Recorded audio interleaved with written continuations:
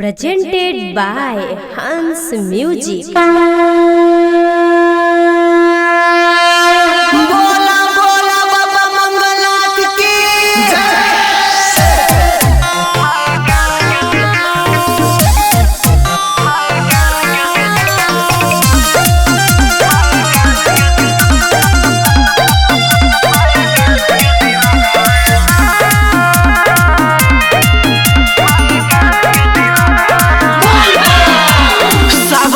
चली नहीं कौनो बहाना, सावन में चली नहीं कौनो बहाना। सुबह जोरे भाई महाकाल के दीवाना, या सुबह जोरे भाई महाकाल के दीवाना।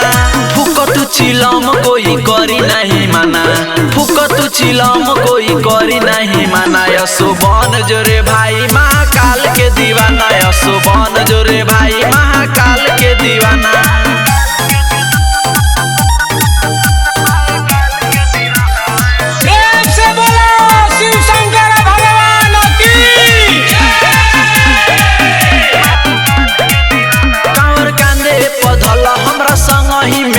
कांवर कांधे पधल हमरा संग ही में चल, चल के सुल्तानगंज में जाला तू धल।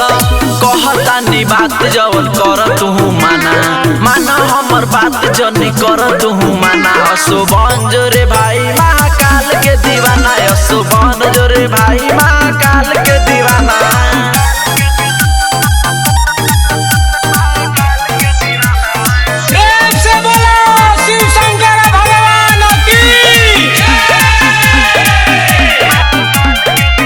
जाले राइडर महेश पेनी बोला बम डरेस, कहे सोहन मरेश चल बाबा के देश। मोहन मुकुंद देख संग ही में जाला, मोहन संजीव देख संग ही में जाला। सुबह जोरे भाई महाकाल के दीवाना, सुबह जोरे भाई महाकाल के दीवाना। हंस रिकॉर्डिंग स्टूडियो तमिलनाडु।